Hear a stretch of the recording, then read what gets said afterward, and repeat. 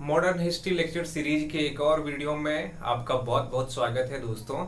आज के इस वीडियो में हम समझने वाले हैं कि साइमन कमीशन किस तरह से भारत आया, साइमन कमीशन के अंदर क्या प्रावधान था और भारत के लोगों के द्वारा साइमन कमीशन का विरोध क्यों किया गया, साइमन कमीशन का बहिष्कार क्यों किया गया और साइमन कमीशन के विरोध में भारतीय लोगों के द्वारा खास करके जो मोतीलाल नेहरू थे उनकी अध्यक्षता में एक रिपोर्ट तैयार किया जाता है, नेहरू रिपोर्ट। तो हम समझेंगे कि नेहरू रिपोर्ट में क्या था और फिर बाद के वर्षों में नेहरू रिपोर्ट को लेकर के किस तरह की चीजें हुई, इन सब चीजों को हम समझने का प्रयास करेंगे। पिछले वीडियो में हमने जो दूसरी चरण का क्रांतिकारी राष्ट्रवादी आंदोलन है इसके विषय में समझा था। खास करके 1920 के दशक में फिर से जो क्रांतिकारी राष्ट्रवाद का शुरुआत हुआ, जिसमें कई तरह की क्रांतिकारी घटनाओं को अंजाम दिया गया, इन सब चीजों को हमने समझा था। तो आइए आज समझते हैं कि साइमन कमीशन क्या था।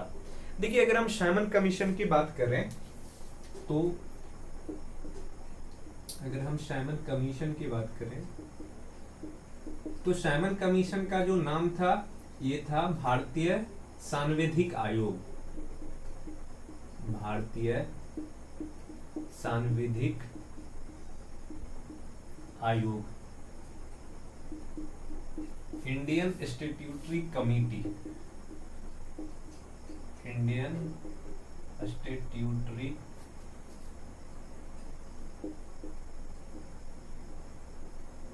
कमीशन, भारतीय संवैधानिक आयोग।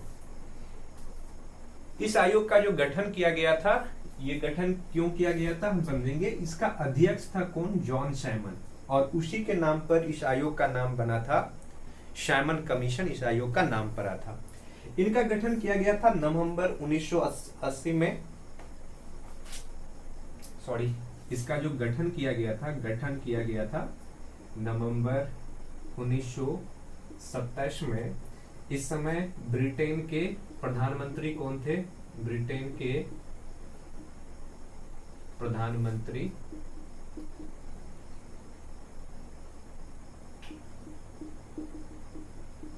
इसमें ब्रिटेन के प्रधानमंत्री थे स्टैनली बाल्डविन।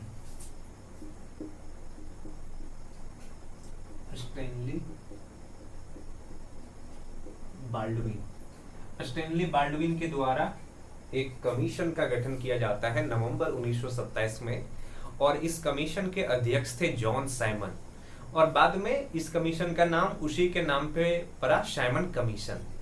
लेकिन हमको ये समझना जरूरी है कि आखिर इस कमीशन का गठन क्यों किया गया था, किस उद्देश्य से साइमन कमीशन का गठन किया गया था, जिसका जो मूल नाम था वो इंडियन स्टैट्यूटरी कमीशन था, भारतीय सांविधिक आयोग था। तो अगर हम ये समझें कि इस कमीशन का गठन क्यों किया गया,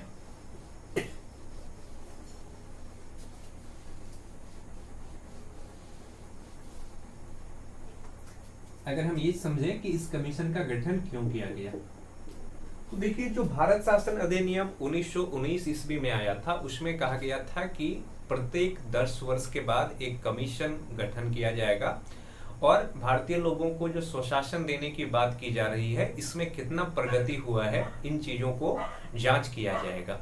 तो ये जो साइमन कमीशन का गठन किया गया था ये इसलिए किया गया था ताकि 1919 में जो भारत शासन अधिनियम 1919 आया था, या फिर जिसको हम मॉन्टेग्यू चेम्सफोर्ड रिफॉर्म कहते हैं, वो आया था, उनका जांच करना कि क्या वो सफल रहा या नहीं रहा।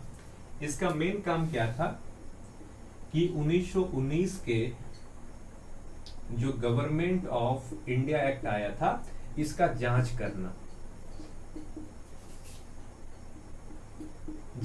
और जांच क्या करना है कि ये सफल है या असफल, इस चीज की जांच करने के लिए इस कमीशन का गठन किया गया था।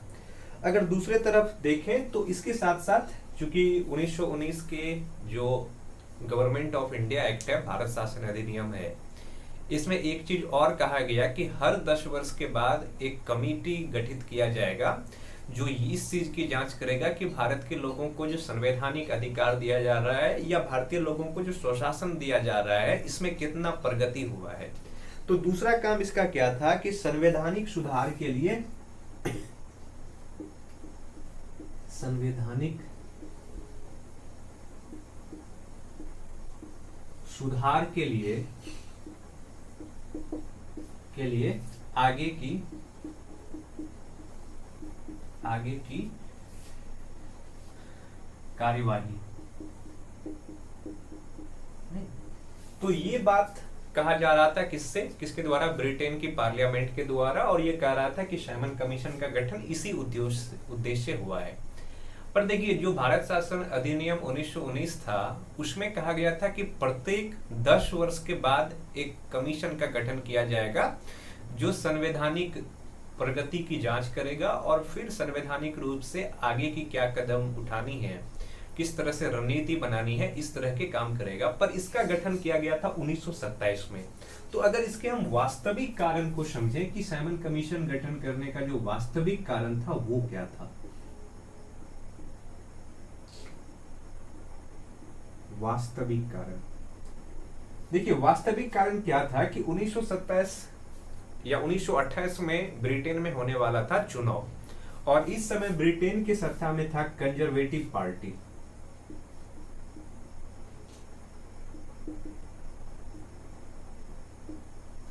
कंजर्वेटिव पार्टी ब्रिटेन के सत्ता में था, और कंजर्वेटिव पार्टी को इस चीज का आभास हो रहा था कि आगे की जो चुनाव होने वाले हैं, इस चुनाव में उसकी हार निश्चित है। तो अगर उसकी हार होता तो ब्रिटेन के सत्ता में कौन आते? Labour party. और लेबर पार्टी भारत के लोगों के मांग के प्रति सहानुभूति रखता था। भारत के लोगों की लंबे समय से जो सुशासन की मांग था, उसके तरफ लेबर पार्टी का बहुत सहानुभूति था। तो कंजर्वेटिव पार्टी नहीं चाहते थे कि भारत जैसे बड़े उपनिवेश है, उसमें आगे की रणनीति किस तरह से होगा, आगे किस तरह से शासन चलाया जाएगा, ये चीज हम लेबर पार्टी पे छोड़ दें।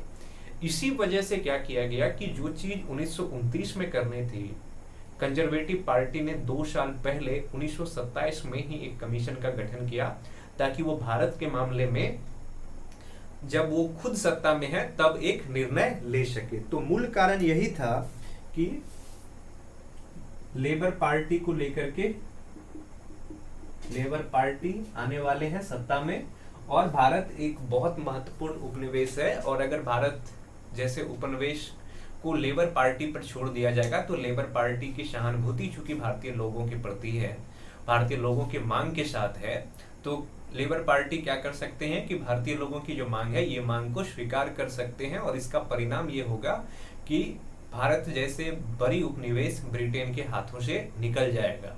इसलिए इस चीज का किया गया था। अब हम ये चीज समझते हैं कि जो साइमन कमीशन जब भारत आया, भारत के में संवैधानिक स्थिति की जांच करने के लिए, तो आखिर भारतीय लोगों के द्वारा इसका बहिष्कार क्यों किया गया, इसका विरोध क्यों किया गया। तो अब हम ये समझते हैं कि साइमन कमीशन का बहिष्कार क्यों हुआ।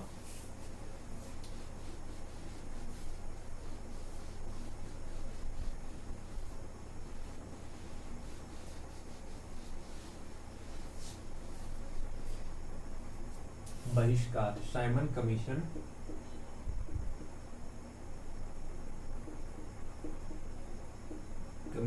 के बहिष्कार। अगर इसके हम कारण को समझें तो साइमन कमीशन 7 सदस्यीय एक कमीशन था, एक आयोग था। साइमन कमीशन 7 सदस्यीय आयोग था जिसके अध्यक्ष कौन थे? John Simon. अध्यक्ष थे जॉन साइमन। और हमने पहले ही चर्चा कर लिया है कि इस कमीशन का मेन उद्देश्य क्या था गठित करने का, इसका मेन काम क्या था। और इन 7 सदस्य की संख्या, 7 सदस्यीय आयोग था, और सभी सदस्य कौन था? अंग्रेज था।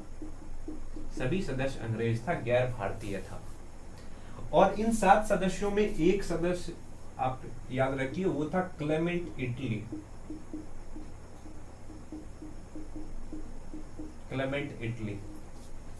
ये लेबर पार्टी से संबंधित था। और जब देश आजाद हो रहा था तो उस समय ब्रिटेन के प्रधानमंत्री भी क्लेमेंट इटली ही था, यानी कि क्लेमेंट इटली भी लेबर पार्टी के सदस्य होने के साथ साथ साइमन कमीशन का सदस्य हुआ करता था। भारतीय लोगों का सबसे बड़ा विरोध क्या था? अगर भारतीय लोगों का हम विरोध की बात करें कि भारत के लोगों का विरोध इसी बात को लेकर के था कि भारत के लोगों को संवैधानिक सुधार के बारे में किस तरह से आगे काम करना है, इसके लिए इस कमीशन का गठन किया गया है। किंतु इस कमीशन में एक भी सदस्य भारतीय नहीं है, यानी कि सारे के सारे निर्णय ब्रिटिश सदस्यों के द्वारा लिया जाएगा। जबकि शासन के मामले में लंबे समय से यही मांग चलते आ रहा था कि हमें स्वशासन चाहिए। हमें स्वशासन तो नहीं मिला, पर किस तरह से आगे की शासन हमें दिया जाएगा इसका भी निर्धारण कौन कर रहे हैं? ब्रिटिश लोग कर रहे हैं, गोरे लोग कर रहे हैं, पहली चीज। दूसरी चीज ये भी था कि ये जो साइमन कमीशन थे ये नहीं मानते थे कि भारतीय लोग अभी इतना योग्य है कि संविधान के मामले में, संवैधानिक मामले में विचार विमर्श कर सकता था। तो भारतीय लोगों का विरोध करने का सबसे बड़ा कारण जो था, इसमें एक तो सभी सदस्य क्या थे? अंग्रेज थे। दूसरा, ये साइमन कमीशन ये बात मान के चलते थे कि भारतीय लोग इस योग्य नहीं है कि संवैधानिक मामले में वो अपना निर्णय खुद ले सके। ये भी कहीं न कहीं भारतीय लोगों को हजम नहीं हो रहा था, भारतीय लोगों को चुभ रहा था ये बात। इसी कारण से क्या हुआ कि साइमन कमीशन का भारतीय लोगों ने विरोध किया। अब होता क्या है कि फरवरी 1928 में साइमन कमीशन भारत पहुंचते हैं। अब अगर हम इसके विरोध की बात करें तो क्या होता है कि फरवरी 1928 में साइमन कमीशन के सदस्य कहां पहुंचते हैं? भारत। और कहां पहुंचते हैं? बंबई। और बंबई पहुंचते ही भारतीय लोगों के द्वारा साइमन कमीशन का विरोध किया गया। साइमन कमीशन को काले झंडे दिखाए गए और एक नारा जो सबसे फेमस हुआ साइमन गो बैक का, वो इसी समय दिया गया था। Simon go back.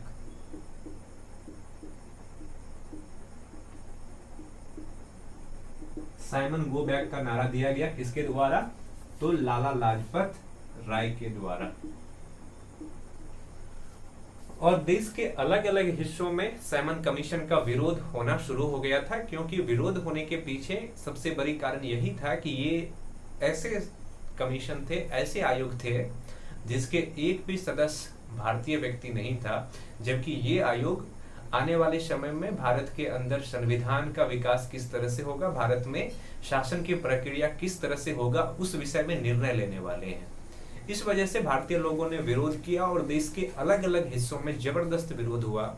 कई हिस्सों में हिंसाएं भी हुई। अगर हम लखनऊ की बात करें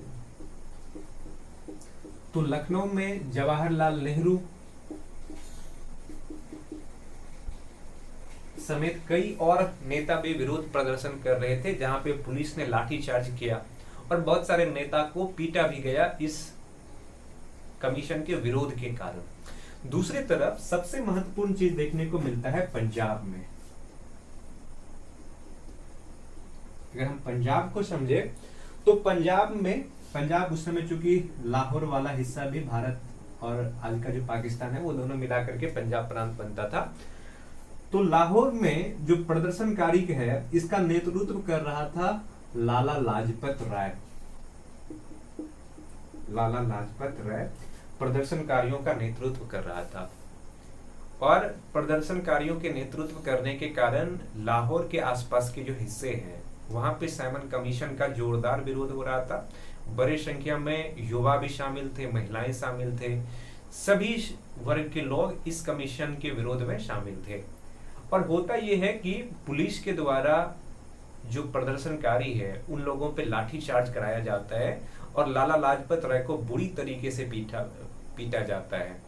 और चूंकि उनके सर पर आघात किया गया था, लाठी से पीटा गया, तो कुछ दिन के बाद लाला लाजपत राय का क्या हो गया, मृत्यु हो गया। कब? नवंबर लाला लाजपत राय की क्या किया जाता है, पिटाई किया जाता है, पिटाई। और इस पिटाई के कारण क्या हो गया कि नवंबर 1928 में लाला लाजपत राय का मृत्यु हो जाता है, देहांत हो जाता है। और पिछले वीडियो में जब हमने क्रांतिकारी राष्ट्रवाद के बारे में पढ़ रहे थे तो हमने पढ़ा था कि किस तरह से जॉन सैंडर्स की हत्या किया जाता है भगत सिंह, राजगुरु और सुखदेव के द्वारा, इसलिए क्योंकि लाला लाजपत राय पंजाब के एक बड़े नेता तो थे ही, साथ ही युवाओं के अंदर भी इसका प्रभाव बहुत ज्यादा था, युवा भी इनको आदर्श मानते थे। और ब्रिटिश शासन के दौरान ब्रिटिश शासक ने इनकी ऐसी पिटाई की जिसके वजह से इसका मृत्यु हो गया। तो इस चीज के बदला लेने के लिए सैंडर्स की हत्या किया जाता है।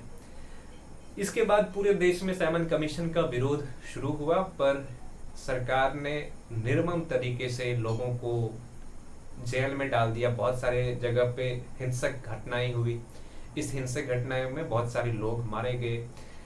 और इस जरब की वजह से क्या हो गया कि देश के अंदर फिर से असंतोष का माहौल शुरू हो गया और लगभग देश के सभी जो उस समय के राजनीतिक पार्टी हम कह सकते हैं या ऐसे दल जो देश की आजादी के लिए काम कर रहे थे, उन दलों में से अधिकांश दलों ने क्या किया, साइमन कमीशन का विरोध किया। अब हम ये चीज समझते हैं कि साइमन कमीशन के विरोध करने वाले दल में कौन कौन थे।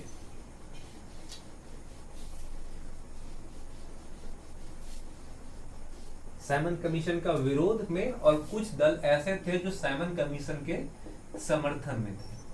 अगर हम विरोध में बात करें तो सबसे पहले भारतीय राष्ट्रीय कांग्रेस विरोध कर रहे थे। दूसरी तरफ जो मुस्लिम लीग है, ऑल इंडिया मुस्लिम लीग दो हिस्से में बटा हुआ था। एक हिस्से का नेतृत्व कर रहा था मोहम्मद अली जिन्ना और दूसरे जो धड़ थे इनका, उसका नेतृत्व कर रहा था मोहम्मद शफी अहमद। तो जो अली जिन्ना वाले गुट है, अली जिन्ना वाले गुट ने इनका विरोध किया। अली जिन्ना वाले गुट ने इनका विरोध किया। इसके साथ साथ ऑल इंडिया इंडियन फेडरेशन जो था, उन्होंने इसका विरोध किया। Indian liberal federation, Indian liberal federation ने इनका विरोध किया। इसके साथ साथ हिंदू महासभा भी इनका विरोध किया। पर कुछ ऐसे राजनीतिक दल थे जो इनका समर्थन किया। उनमें सबसे पहले जो ऑल इंडिया मुस्लिम लीग का जो हिस्सा था, जिसका नेतृत्व कर रहे थे मोहम्मद शफी खान, उसके नेतृत्व वाले मुस्लिम लीग ने क्या किया, साइमन कमीशन का समर्थन किया। और इसके साथ पंजाब के जो यूनियनिस्ट पार्टी था, उन्होंने इनका समर्थन किया। मद्रास के जो जस्टिस पार्टी थे, इन्होंने इनका समर्थन किया। तो कुल मिलाकर के देखें तो जो बड़ी राजनीतिक पार्टी है या जो बड़ी दल है जो भारत के स्वाधीनता के लिए काम कर रहे थे, उन्होंने क्या किया कि साइमन कमीशन का विरोध किया। और जो छोटी छोटी संगठन थी वो अपने हित के लिए साइमन कमीशन का समर्थन किया। अब हम इस चीज को समझते हैं कि साइमन कमीशन भारत आया, उन्होंने चीजों को देखा और साइमन कमीशन ने अपना एक रिपोर्ट दिया। तो साइमन कमीशन के रिपोर्ट में क्या था?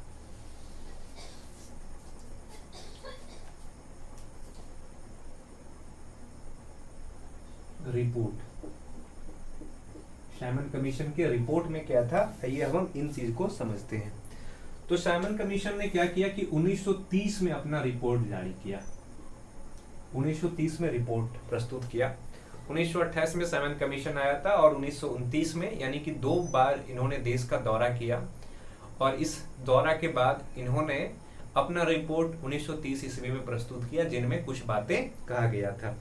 इनमें पहला बात यह कहा गया कि 1919 का जो भारत शासन अधिनियम है, 1919 के भारत शासन अधिनियम के द्वारा जो प्रांत में द्वैध शासन की स्थापना किया गया, वो असफल रहा। नहीं, प्रांत में द्वैत शासन असफल रहा। इसलिए अब क्या किया जाएगा कि प्रांत में द्वैत शासन की जगह उत्तरदायी शासन की स्थापना किया जाएगा। इसीलिए अब क्या किया जाएगा कि प्रांत में उत्तरदायी शासन की स्थापना।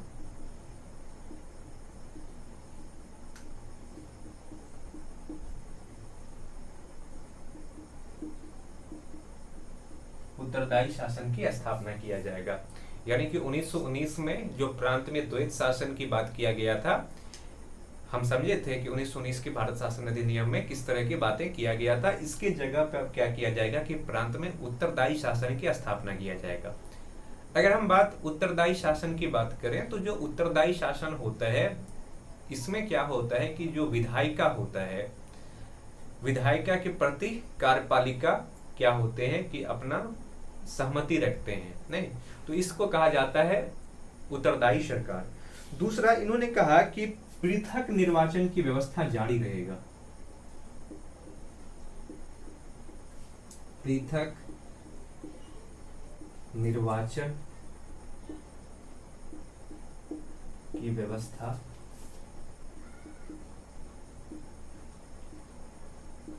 जारी रहेगा। भारत के अलग अलग जो सांप्रदायिक समूह थे, इन सांप्रदायिक समूह को पृथक निर्वाचन दिया गया था और साइमन कमीशन ने अपने रिपोर्ट में इस चीज को स्पष्ट कर दिया कि ये जो पृथक निर्वाचन की व्यवस्था है भारत के अंदर, ये आने वाले समय में भी बना रहेगा। जो इनकी तीसरी बात थे, उन्होंने कहा, क्योंकि भारतीय लोगों की ये मांग लंबे समय से आ रहा था कि स्वशासन हमें चाहिए। 1919 में स्वशासन की कुछ झलक तो जरूर मिलता था, पर भारतीय लोग इससे सहमत नहीं थे और भारतीय लोग ये चाहते थे कि प्रांत के साथ साथ जो केंद्र है, केंद्र में भी उत्तरदायी शासन की स्थापना किया जाए। तो इन्होंने कहा कि केंद्र में अभी उत्तरदायी शासन के लिए, केंद्र में उत्तरदायी शासन के लिए अभी विचार नहीं किया जाएगा। अभी कोई विचार नहीं किया जाएगा।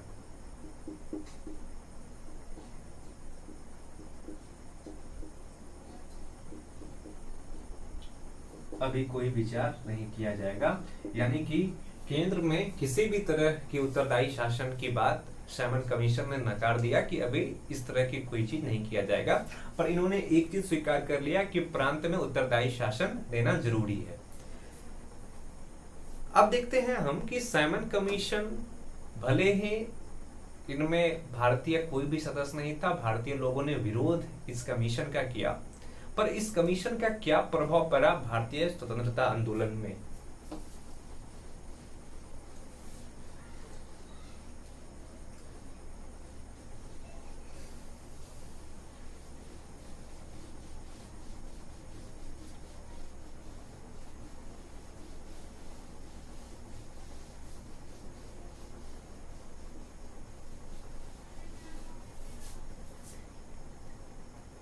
साइमन कमीशन के नियुक्ति का प्रभाव,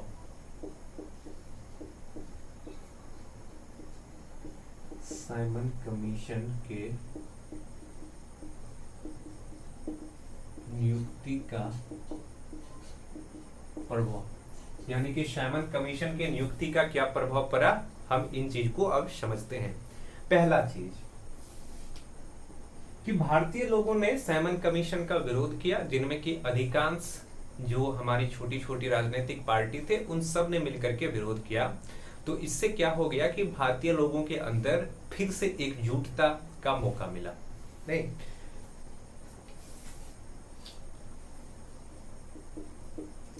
भारतीय लोग एकजुट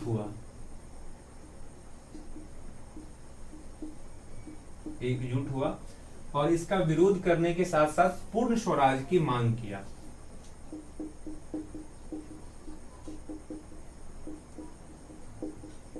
पूर्ण स्वराज की मांग किया। दूसरी चीज अगर हम ये देखें तो एकजुट होने के साथ साथ क्या हो गया कि बाद के वर्षों में पूर्ण स्वराज की मांग किया गया। अब एक और चीज समझते हैं, जब भारतीय लोगों के द्वारा साइमन कमीशन का विरोध किया जा रहा था तो इस समय भारत सचिव थे लॉर्ड बिरकनहेड। उन्होंने भारतीय लोगों को एक चैलेंज दिया, भारतीय लोगों को चुनौती दिया कि अगर भारतीय लोग साइमन कमीशन से सहमत नहीं है, साइमन कमीशन में जो सुझाव दिया गया है इससे सहमत नहीं है, अपना खुद का संविधान बनाना चाहते हैं भारतीय लोग, तो एक निश्चित समय के अंदर एक ऐसा संविधान तैयार करें जिस पर अधिकांश बड़े भारतीय समूह का क्या हो, सहमति हो। ये चैलेंज दिया गया किसके द्वारा? लॉर्ड बिरकनहेड के द्वारा।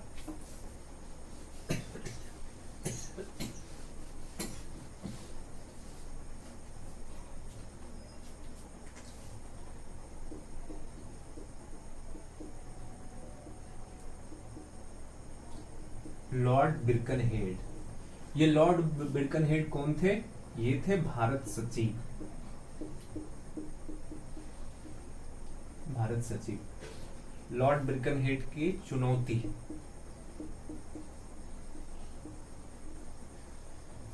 इसका क्या चुनौती था? इसका चुनौती यही था कि जो लोग साइमन कमीशन का विरोध कर रहे हैं वो क्या करें, भारतीय लोग एकजुट होकर के एक ऐसा संविधान तैयार करें जिस पर अधिकांश भारतीय राजनीतिक दलों का क्या हो, समर्थन हो। तो इस चुनौती को स्वीकार किया गया और इस चुनौती के बाद क्या किया गया, नेहरू रिपोर्ट तैयार किया गया। लॉर्ड बिरकनहेड की चुनौती पर क्या किया गया, नेहरू रिपोर्ट तैयार किया गया। नेहरू रिपोर्ट, तो नेहरू रिपोर्ट तैयार करने के लिए एक उप समिति का गठन किया गया, एक उप समिति का गठन किया गया।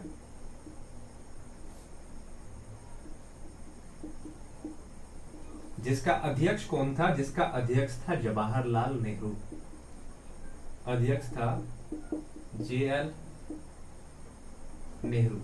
और इसके अन्य सदस्य में देखें तो अन्य सदस्य में भारत के जो छोटे बड़े उस समय के राजनीतिक दल थे उनके सभी के सदस्य थे। इनमें आप देखोगे सुभाष चंद्र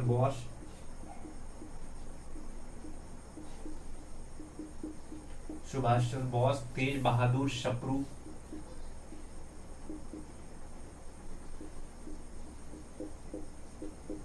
और उसके बाद अली इमाम जैसे नेता थे जो अलग अलग राजनीतिक दलों से संबंध रखते थे। नेहरू रिपोर्ट पर कई दौर का मीटिंग हुआ, कई दौर का बहस हुआ और फिर जाकर के नेहरू रिपोर्ट प्रस्तुत किया गया। तो क्या हो गया कि नेहरू रिपोर्ट जो है अगस्त 1928 में क्या होता है कि लखनऊ में सर्वदलीय सम्मेलन होता है। लखनऊ में सर्वदलीय सम्मेलन हुआ और इस सर्वदलीय सम्मेलन में प्रस्तुत किया गया और इसको स्वीकार भी किया गया। नेहरू रिपोर्ट को लखनऊ में जो सर्वदलीय सम्मेलन हुआ था 1928 में, इसको प्रस्तुत किया गया और लगभग अधिकांश दलों ने इसको स्वीकार कर लिया। अब हम ये समझते हैं कि नेहरू रिपोर्ट साइमन कमीशन के विरोध में बनाया गया था क्योंकि लॉर्ड बिरकनहेड ने चुनौती दिया कि भारतीय लोग अभी इस योग्य नहीं हैं कि वो अपना खुद का संविधान तैयार कर सकते हैं, और अगर वो अपना संविधान तैयार करने की योग्य हैं तो एक ऐसा संविधान प्रस्तुत करे जिस पर अधिकांश भारतीय दलों का उस पर सहमति हो। इसके जवाब में नेहरू रिपोर्ट बनाया भी गया और ये रिपोर्ट सर्वदलीय सम्मेलन में प्रस्तुत किया और प्रस्तुत करके ब्रिटिश जो उस समय के थे शासक थे उनके सामने रखा भी गया। अब हम ये समझते हैं कि नेहरू रिपोर्ट में क्या क्या अनुशंसाएं थी, नेहरू रिपोर्ट में किस तरह की बातें की गई थी।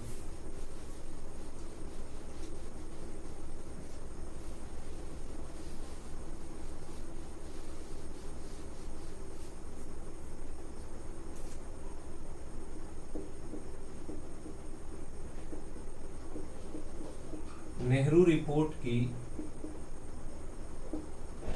मुख्य अनुशंसाएं,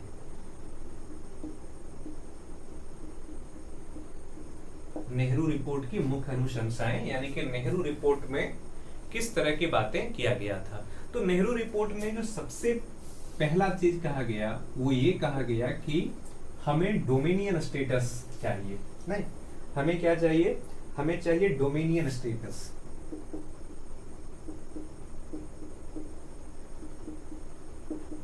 हमें चाहिए डोमिनियन स्टेटस। देखिए, अगर हम डोमिनियन स्टेटस की बात कर रहे हैं कि डोमिनियन स्टेटस क्या होता है, तो अगर साधारण शब्दों में समझे तो पूर्ण पराधीनता से, जिस तरह से ब्रिटिश शासक भारत को पूरी तरीके से अपने कंट्रोल में ले रहा था, पूरे कंट्रोल में न लेकर के भारत की जो आंतरिक मामले हैं इस पर भारतीय लोगों को निर्णय लेने का अधिकार होगा, और जो बाहरी मामले हैं जैसे विदेशी मामले हैं या रक्षा से जुड़े मामले हैं, इस पर निर्णय लेने का अधिकार किसको होगा? ब्रिटिश शासक को। ये था डोमिनियन स्टेटस। तो डोमिनियन स्टेटस में दो चीज कहा गया कि आंतरिक मामले पर, आंतरिक मामले किसके पास होना चाहिए? भारतीय लोगों के पास।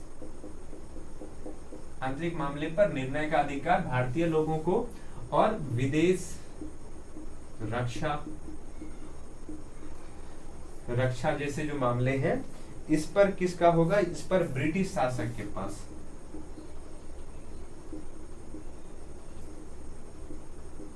ब्रिटिश शासक के पास। नहीं, तो नेहरू रिपोर्ट में सबसे पहला चीज यही किया गया था कि हमको चाहिए डोमिनियन स्टेटस। किंतु इस समय डोमिनियन स्टेटस की जगह पूर्ण स्वराज का मांग तेजी से उठ रहा था। हम आगे बढ़ेंगे कि किस तरीके से नेहरू रिपोर्ट का विरोध जवाहरलाल नेहरू और सुभाष चंद्र बोस के द्वारा किया गया, क्योंकि वो लोग डोमिनियन स्टेटस की जगह पूर्ण स्वराज चाहते थे। इसके साथ साथ चूंकि साइमन कमीशन में ये कहा गया कि जो सांप्रदायिक निर्वाचन की व्यवस्था है इसको जारी रखा जाएगा, पर नेहरू रिपोर्ट में कहा कि सांप्रदायिक निर्वाचन की जो व्यवस्था है इसको समाप्त करके जो अल्पसंख्यक समुदाय है, अल्पसंख्यक समुदाय के लिए केंद्रीय विधान परिषद में कुछ सीट आरक्षित किया जाना चाहिए। यानी कि सांप्रदायिक निर्वाचन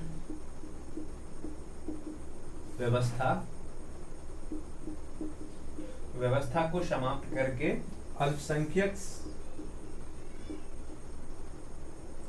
अल्पसंख्यकों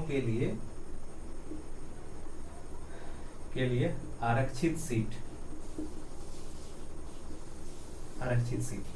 तो सांप्रदायिक निर्वाचन व्यवस्था क्या था, हम इस चीज को समझ चुके हैं। अगर हम इसकी बात करें तो सांप्रदायिक निर्वाचन व्यवस्था में क्या था कि जो क्षेत्र मुस्लिम बहुल आबादी का है, यानी कि जिस क्षेत्र में मुसलमानों की आबादी बहुत ज्यादा है, उस क्षेत्र में जब चुनाव होगा केंद्रीय विधान परिषद का, तो चुनाव में भाग लेने का अधिकार केवल और केवल मुसलमान प्रतिनिधि को होगा, और वोट देने का भी अधिकार किसको होगा? मुसलमान लोगों को ही होगा। यानी कि मुसलमान प्रतिनिधियों को मुसलमान लोगों के द्वारा जब चुना जाएगा, इस तरह की व्यवस्था था सांप्रदायिक निर्वाचन व्यवस्था में। हालांकि ये व्यवस्था बाद में मुस्लिम के साथ साथ जो सिख समुदाय है उनको भी दिया गया, जो एंग्लो इंडियन समुदाय के लोग थे उनको भी दिया गया। इसके जगह पर जो नेहरू रिपोर्ट है उसमें यह कहा गया कि सांप्रदायिक निर्वाचन की जगह ऐसे किया जाए कि कुछ सीट मुसलमानों के लिए या जो अल्पसंख्यक समुदाय है उसके लिए आरक्षित कर दिया जाएगा।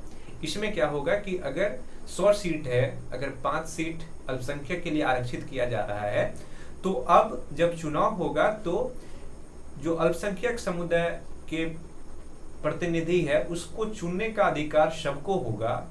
यानी कि कोई एक समुदाय के लोग अपने समुदाय के किसी प्रतिनिधि को नहीं चुनेंगे। हालांकि ये किया जाएगा कि जो क्षेत्र अल्पसंख्यक समुदाय के लिए आरक्षित किया जाएगा उस सीट पर केवल और केवल अल्पसंख्यक समुदाय के लोग ही चुनाव की प्रक्रिया में भाग लेंगे, निर्वाचन की प्रक्रिया में भाग लेंगे, जबकि चुनाव में वोट देने का अधिकार सभी लोगों को होगा। तो नेहरू रिपोर्ट की दूसरी मांग यही था कि जो सांप्रदायिक निर्वाचन प्रक्रिया है इसके जगह जो अल्पसंख्यक समुदाय है इसके लिए कुछ सीट आरक्षित कर दिया जाए। जो तीसरी मांग था वो था मौलिक अधिकार एवं वयस्क मताधिकार का।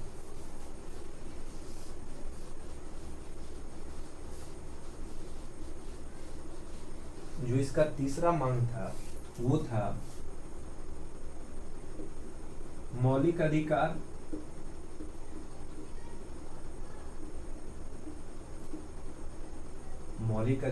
एवं वयस्क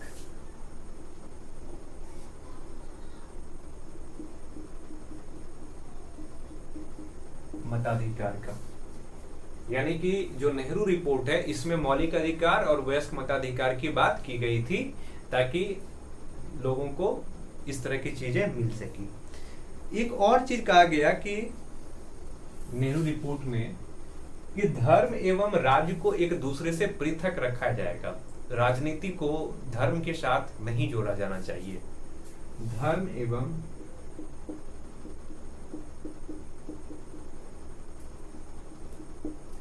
राज्य को पृथक रखा जाएगा। पृथक रखा जाने का मतलब हो गया कि धर्म एवं राजनीति को कभी भी एक दूसरे के करीब नहीं आने दिया जाएगा, क्योंकि ब्रिटिश शासन ने यही किया था कि पृथक निर्वाचन व्यवस्था करके धर्म एवं राजनीति को जोड़ करके अपने आप को यहाँ पे शासन करने का प्रयास किया। इसलिए नेहरू रिपोर्ट में कहा गया कि धर्म एवं राजनीति को एक दूसरे से हमेशा पृथक रखा जाएगा। एक और बात इसमें कहा गया था कि भाषा के आधार पर प्रांतों का गठन किया जाएगा। भाषा के आधार पर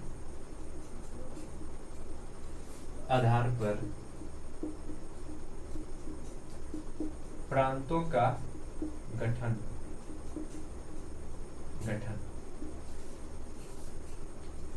तो इस तरीके से नेहरू रिपोर्ट ने कई मांगे रखी। इसके साथ साथ एक चीज और कहा गया कि संघीय सरकार होगा। इसके साथ एक चीज और कहा इन्होंने, संघीय सरकार।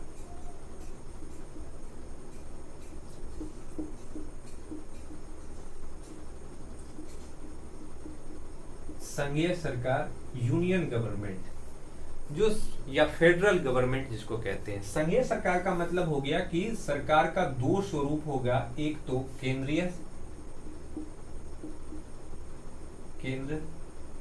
सरकार और दूसरा प्रांतों की सरकार। इसके साथ साथ नेहरू रिपोर्ट में यह भी कहा गया कि शक्ति का विभाजन दो ग्रुप में किया जाएगा, एक केंद्र के पास होगा और दूसरा शक्ति किसके पास होगा, राज्य के पास। पर नेहरू रिपोर्ट ने इस चीज को स्पष्ट किया कि जो अवशिष्ट शक्ति है, अवशिष्ट शक्ति किसके पास होगा, केंद्र के पास। अवशिष्ट शक्ति किसको दिया जाएगा, तो केंद्रीय सरकार को दिया जाएगा, केंद्र के पास होगा। और बाद के वर्षों में अवशिष्ट शक्ति को लेकर के क्या हो गया कि नेहरू रिपोर्ट का विरोध किया गया मोहम्मद अली जिन्ना के द्वारा, क्योंकि अली जिन्ना चाहते थे कि अवशिष्ट शक्ति केंद्र के पास न होकर के प्रांतों के पास होना चाहिए।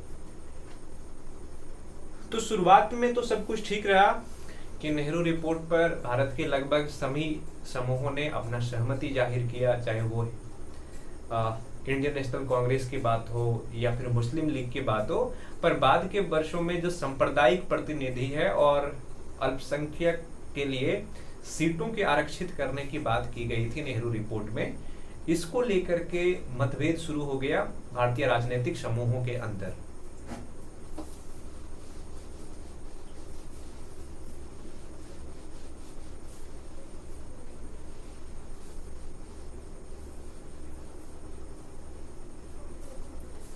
तो हम समझते हैं कि मुस्लिम एवं हिंदू सांप्रदायिक प्रतिक्रिया।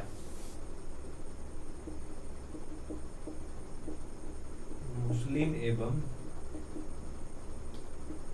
हिंदू सांप्रदायिक प्रतिक्रिया।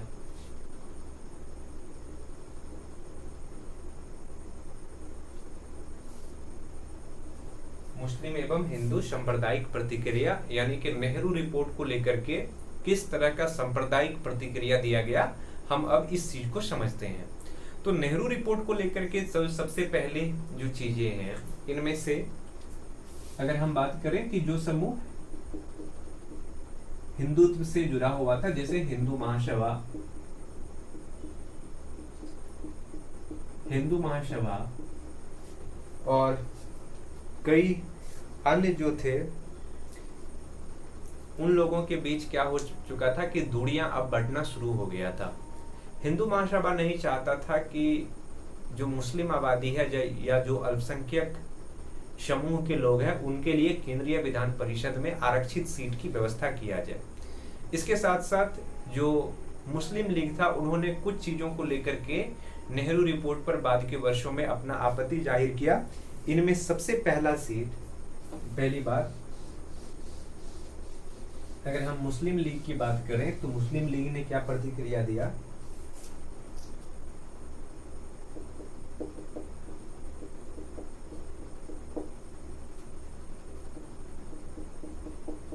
मुस्लिम लीग की मांगे, तो मुस्लिम लीग ने सबसे पहला चीज ये कहा कि चूंकि नेहरू रिपोर्ट में ये कहा जा रहा है कि जो सांप्रदायिक प्रतिनिधित्व है इनको समाप्त किया जाएगा, तो चलो ठीक है, सांप्रदायिक प्रतिनिधित्व समाप्त किया जा रहा है।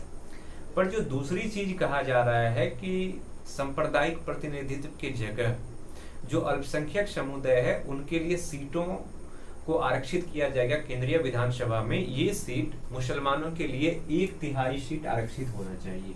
नहीं, तो पहला चीज इन्होंने ये कहा कि केंद्रीय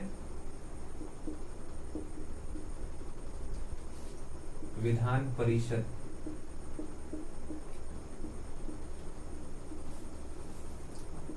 में मुसलमानों के लिए 1/3 सीट आरक्षित किया जाए।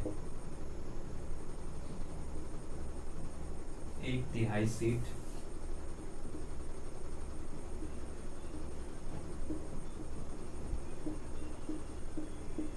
सीट आरक्षित किया जाए। पहला चीज कि केंद्रीय विधान परिषद में मुसलमानों के लिए 1/3 सीट आरक्षित किया जाए। दूसरा चीज इन्होंने कहा कि वयस्क मताधिकार जब तक लागू नहीं होता है, वयस्क मताधिकार जब तक लागू नहीं होता है तब तक जिस क्षेत्र में क्या है कि मुसलमानों के लिए पृथक निर्वाचक मंडल की व्यवस्था है तब तक ये व्यवस्था जारी रहना चाहिए। तीसरा चीज इन्होंने कहा जो प्रांतीय जो शक्ति है उसमें अवशिष्ट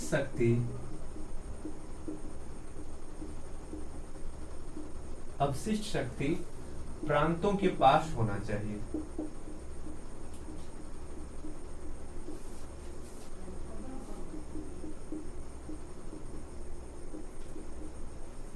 जो अवशिष्ट शक्ति है ये प्रांतों के पास होना चाहिए, जबकि नेहरू रिपोर्ट में कहा गया कि अवशिष्ट शक्ति किसके पास होगा, तो केंद्र के पास होगा। तो इस तरह से जो मुस्लिम लीग है और जो नेहरू रिपोर्ट है इसके बीच अब क्या हो चुका है कि दूरियां बढ़ना शुरू हो चुका है, और इसी वजह से मुस्लिम लीग क्या करता है कि अपने आप को जो नेहरू रिपोर्ट है उससे बाद के वर्षों में अलग कर लेता है।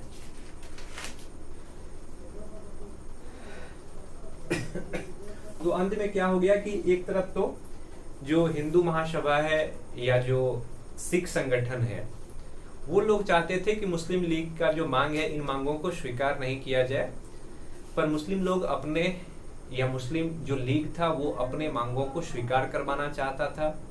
पर जब विरोध बढ़ता चला गया तो अंत में मुस्लिम लीग का एक सम्मेलन हुआ कोलकाता में, और इस सम्मेलन के बाद मुस्लिम लीग ने अपने आप को नेहरू रिपोर्ट से अलग कर लिया।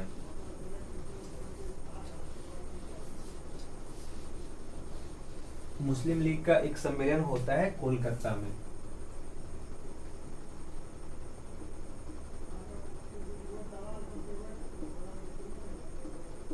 कोलकाता अधिवेशन,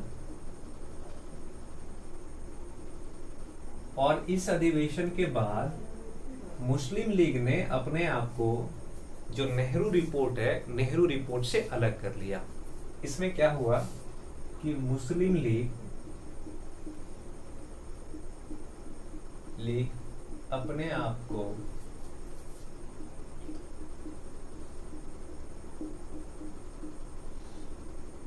नेहरू रिपोर्ट से अलग कर लिया।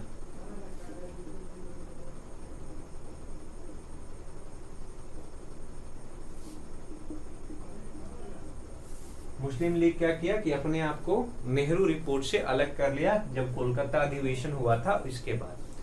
अब हम ये समझते हैं कि मुस्लिम लीग अपने आप को नेहरू रिपोर्ट से अलग किया ही, साथ ही कांग्रेस के अंदर भी इस चीज की आवाज उठ रहा था कि जो डोमिनियन स्टेटस की मांग की जा रही है, डोमिनियन स्टेटस की जगह हमें पूर्ण स्वराज चाहिए। तो इसी बीच जो भारतीय राष्ट्रीय कांग्रेस है, इनका अधिवेशन होता है, कोलकाता में ही अधिवेशन हुआ, और इस अधिवेशन में क्या निर्णय लिया गया हम इस चीज को समझते हैं।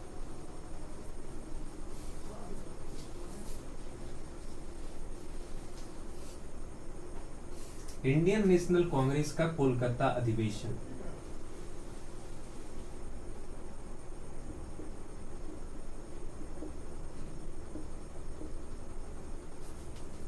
कोलकाता अधिवेशन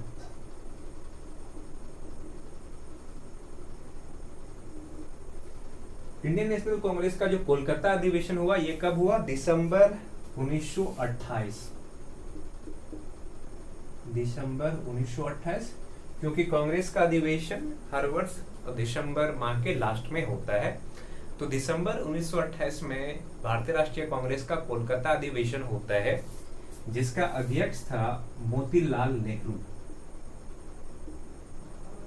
अध्यक्ष थे कौन? मोतीलाल नेहरू, यानी कि जवाहरलाल नेहरू के पिताजी, मोतीलाल नेहरू। और इसमें क्या सबसे महत्वपूर्ण काम हुआ?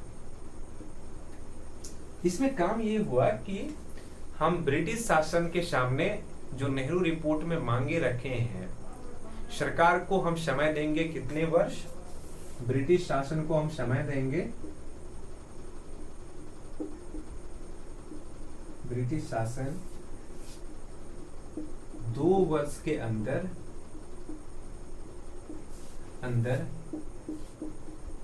नेहरू रिपोर्ट को स्वीकार करें,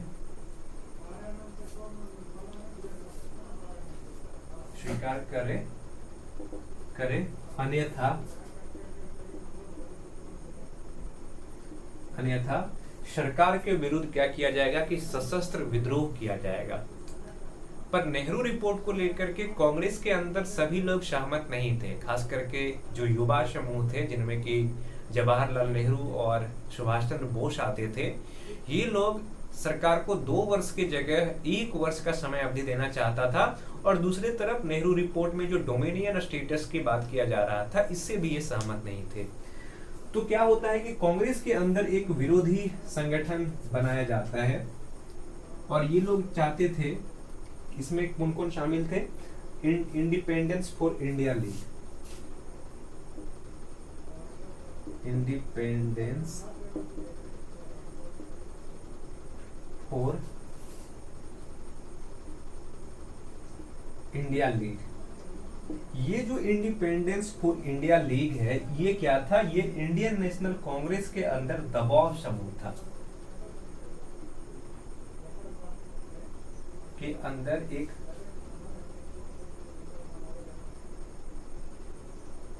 एक दबाव समूह था, और ये चाहता था कि कांग्रेस के जो नेता है, जो वरिष्ठ नेता है, जो बुजुर्ग नेता है, उस पर दबाव बनाया जाए। पहली चीज तो हमें डोमिनियन स्टेटस चाहिए नहीं, और अगर हम सरकार से डोमिनियन स्टेटस की मांग करते हैं तो 2 वर्ष समय देने के बजाय हम क्या करेंगे कि 1 वर्ष का समय देंगे, और सरकार अगर 1 वर्ष में इस चीज को नहीं मानेगा तो हम सरकार के विरुद्ध क्या करेंगे? एक तीव्र आंदोलन की हम शुरुआत करेंगे। नहीं तो बाद के वर्षों में सरकार को 1 वर्ष का समय दिया गया, और जब सरकार ने 1 वर्ष में डोमिनियन स्टेटस की जो मांगे थी, इस मांगों को पूरा नहीं किया, तो फिर आगे चलकर के आंदोलन शुरू होता है, जो सविनय अवज्ञा आंदोलन शुरू होने का एक प्रमुख कारण था। हम उस चीज को आगे समझेंगे।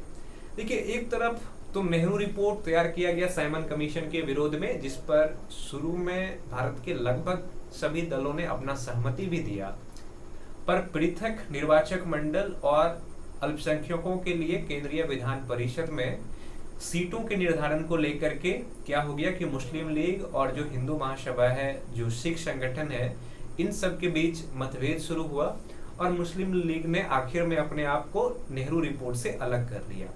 फिर बाद के वर्षों में जिन्ना ने अपना खुद एक रिपोर्ट तैयार किया जो नेहरू रिपोर्ट के प्रत्युत्तर में तैयार किया गया था,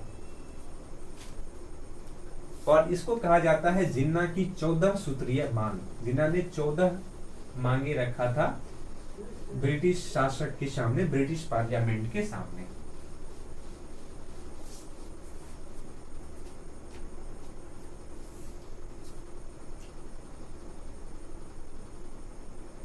जिन्ना के 14 सूत्रीय मांग। तो क्या हुआ कि कोलकाता अधिवेशन में जैसे ही मोहम्मद अली जिन्ना ने अपने आप को भारतीय राष्ट्रीय कांग्रेस से अलग किया, तो जिन्ना का जो समूह था वो अब जो मोहम्मद शफी खान का समूह था, मोहम्मद शफी खान का समूह अल्पसंख्यक अधिकार के लिए कुछ ज्यादा ही काम कर रहा था और मुसलमानों के पृथक निर्वाचक पद्धति का वो वकालत करते आ रहा था। फिर दोनों एक दूसरे के काफी करीब आ गए। फिर मोहम्मद अली जिन्ना ने अपना 14 सूत्रीय मांगे रखा। इनमें हम देखते हैं कि पहला मांग क्या था। जिन्ना ने पहला मांग ये रखा कि पहला मांग कि संविधान जो होगा, संविधान कैसा होना चाहिए? संघीय होना चाहिए। संविधान संघीय होना चाहिए। साथ में जो अवशिष्ट शक्ति है संघीय हो, जिसमें कि एक तरफ तो प्रांत भी होगा और दूसरी तरफ क्या होगा? केंद्र होगा। जिन्ना ने कहा कि प्रांतों को ज्यादा महत्व दिया जाना चाहिए। जिन्ना क्यों चाहते थे कि प्रांतों को ज्यादा महत्व देना चाहिए? क्योंकि कुछ ही प्रांतों में मुसलमान बहुसंख्यक थे, तो जिन्ना नहीं चाहते थे कि सारे के सारी शक्ति केंद्र को दे दिया जाए और केंद्र उन प्रांतों के विषय में निर्धारण करना शुरू करे जिन प्रांतों में मुसलमान बहुसंख्यक में है। तो इन्होंने कहा कि संघीय शासन होगा, एक शक्ति प्रांत के पास होगा, एक शक्ति केंद्र के पास होगा, पर जो अवशिष्ट शक्ति है, जो रिसोर्डरी पावर है, ये अवशिष्ट शक्ति किसके पास है होना चाहिए? तो प्रांत के पास।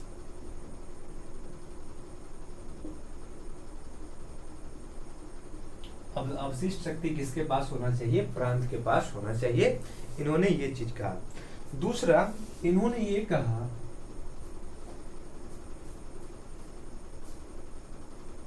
कि सभी प्रांत को समान स्वायत्तता प्रदान किया जाना चाहिए।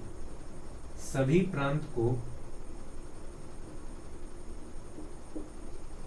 प्रांतों को समान स्वायत्तता प्रदान की जानी चाहिए। सभी प्रांतों को क्या किया जाना चाहिए? समान स्वायत्तता प्रदान करना चाहिए। सभी प्रांतों का अधिकार समान होना चाहिए। नहीं, तीसरा चीज इन्होंने कहा कि जो पहली मांग थी कि केंद्रीय विधान परिषद में 1/3 सीट मुसलमानों के लिए आरक्षित हो। केंद्रीय विधान परिषद में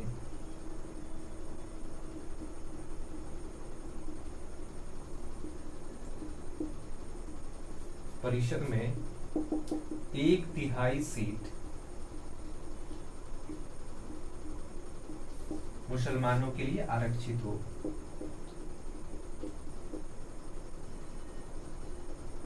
मुसलमानों के लिए आरक्षित।